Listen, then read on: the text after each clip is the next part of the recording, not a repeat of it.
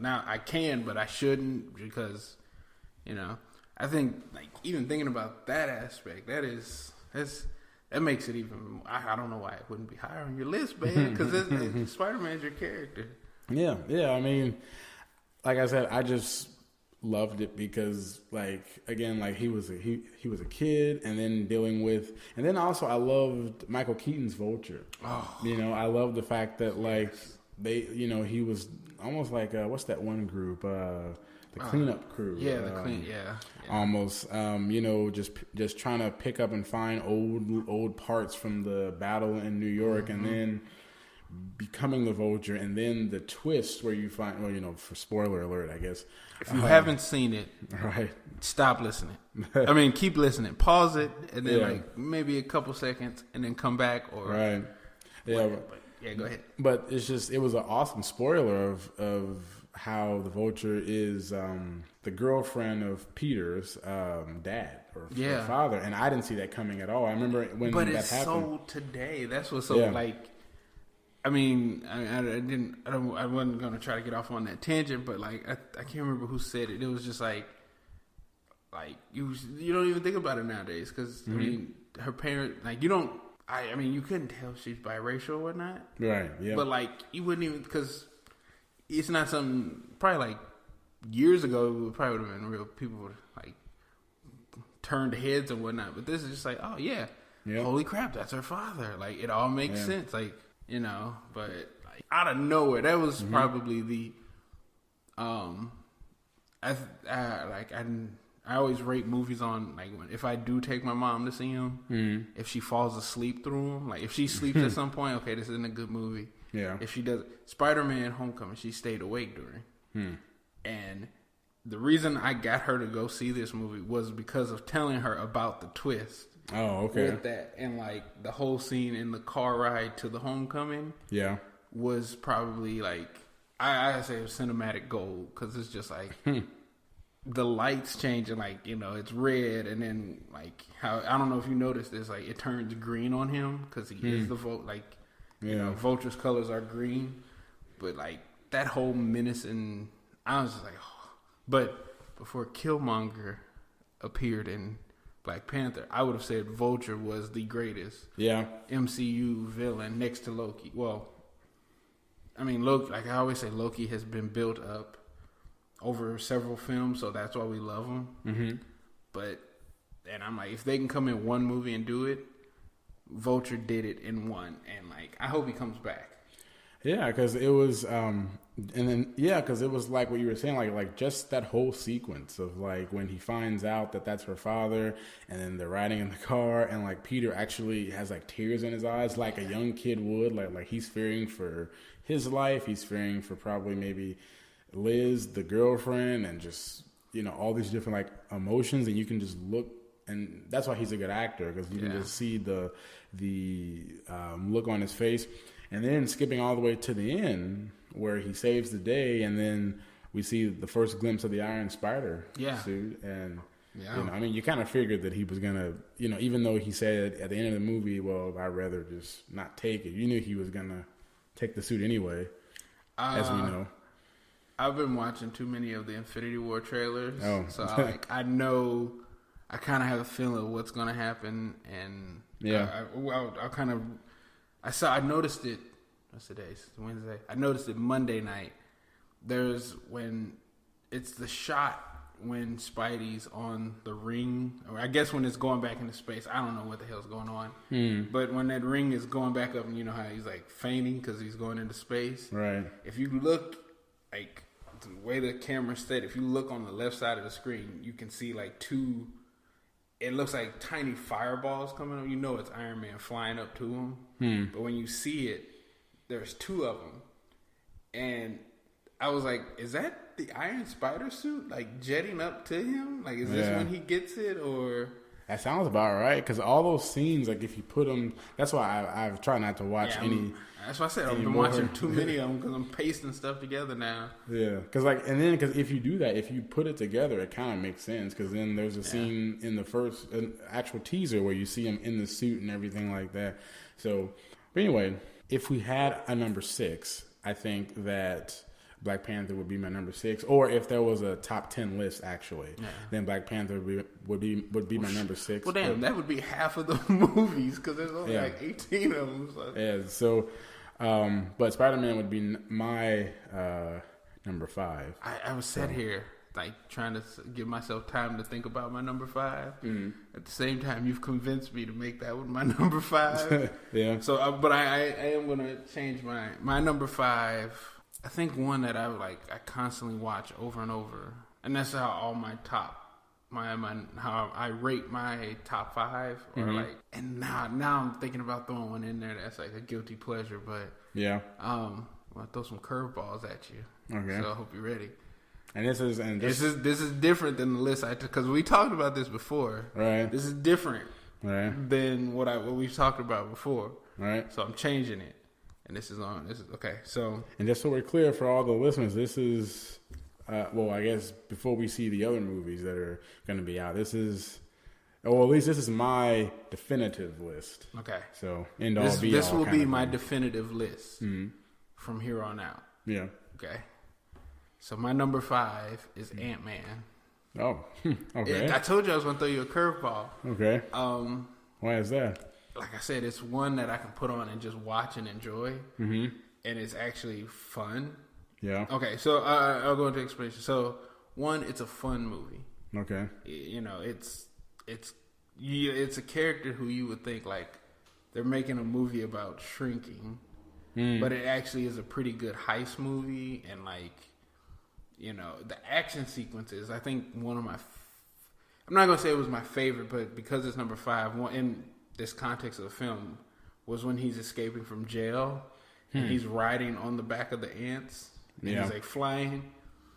Like, it cracks me up, but it's just like, for something so simple, they make it cool. And they do a great job of like, not spoiler alert. Did you hear about this today? They cast Cassie Lang for Avengers 4, an older actress. I saw it on Twitter this morning. So I was like, you know, but back to Ant-Man, his relationship with his family. Yeah. How it's like, him and his, I don't know if his wife or his baby mama or whatever, but his wife, they're divorced, but they still manage to keep a same relationship for their daughter. Yeah. And like, just throwing the aspect that, hey, he is kind of an Avenger now. So it's like, he's an Avenger with a family. Right. Not like Hawkeye, but you know, that was what it gave the movie heart. So it was just a lot of little bitty things like that made it a favorite. And like I said, if we went back upstairs right now and put it on, I probably would sit and watch the whole thing because it's just a good movie. And like the villain, the third act is kind of wonky. Because Yellow Jacket kind of like, it's one thing when they're on the helicopter. I'm like, how did he get in that suit that fast? How? That is, and I think that's one reason. Like, I try to time it to like, you know, he's fighting the guard.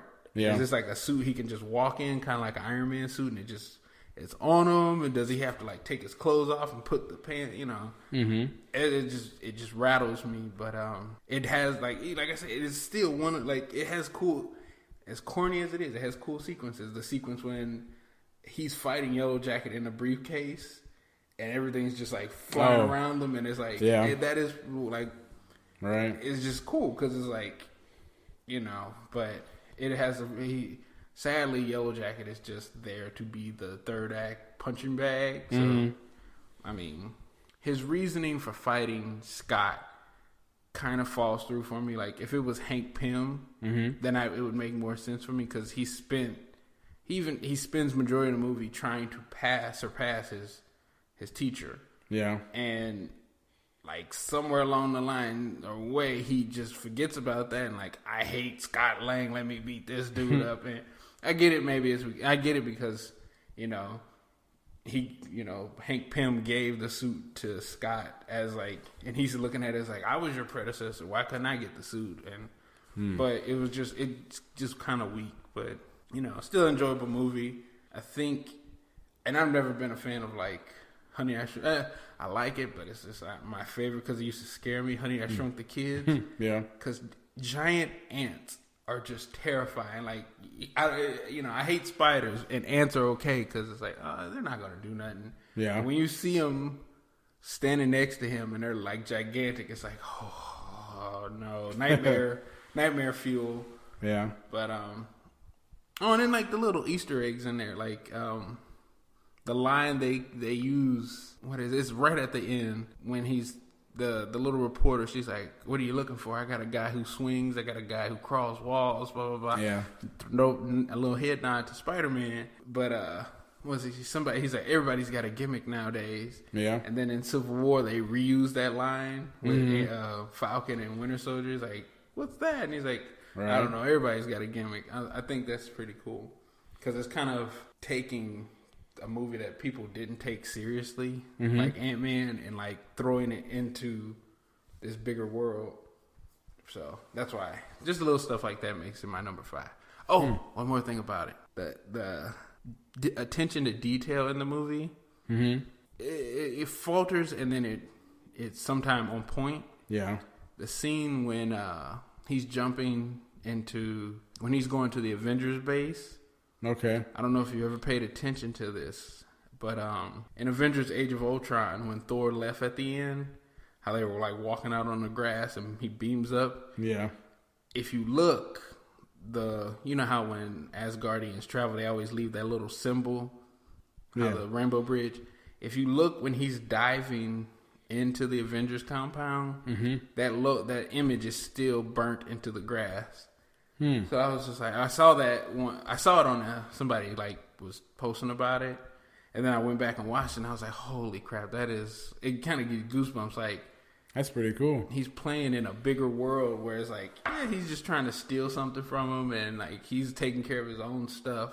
Just little details like that are pretty cool. That's pretty, and I think that's actually my favorite. Well, one of my favorite sequences, I think, in the whole movie is when Ant-Man, I guess, kind of fights Falcon. I think it's just, and then that tech and like the special effects, the way they did the shrinking stuff. Yeah, like I've seen shrinking stuff like in those movies, but like Ant-Man really upped the ante. He made it cool. Like it was like it's something like, how are they gonna pull that off? Like, and they do. It makes it believable. Yeah, to say it like that. All right. There was one more thing I was going to say about Ant-Man. Oh, Edgar Wright.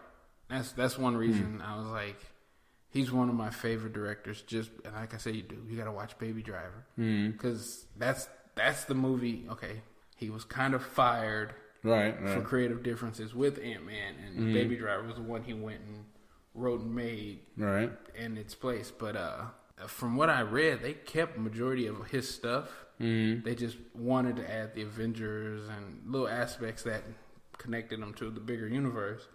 But Edgar Wright, I love his filmmaking, like his style. Yeah, and like even with Red, I try to bring that to Red sometimes, but like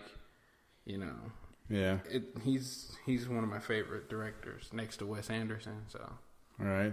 Yeah, and I think Peyton Reed did a good job. Of just and then I think even Paul Rudd wrote some of the script too. Did. I think he did. And then I'm looking forward to Ant-Man and the Wasp to seeing what they do with it and stuff, and then to see what he does to see what they both do in Avengers and whatnot. So, do you want to say your 4, or do you want me to do? You do your 4. You do your 4. Okay, my number 4. This almost was my number 5, but my number 4 Marvel movie in the MCU would probably have to be the very first Iron Man. Ooh, because I guess like for everybody, it's the first one, and it's a movie that. I guess it's kind of a cliche thing to say, it's the movie that started it all and stuff like that. But honestly, I didn't think when they first announced it way back when, Iron Man is about to come out, I didn't care. I thought it was just going to be as good as like Fantastic Four or something like that. Like I didn't think too much of it. And I was like, Robert Downey Jr., like who cared? Like him? He's going to show up on set and film? What? Right. Like the guy that nobody wants to work with and stuff. Wasn't he a drug addict? And I say that jokingly. I love Robert Downey Jr. So I think that role. I don't know what year Iron Man was created, but I feel like he was born for that role. Yeah.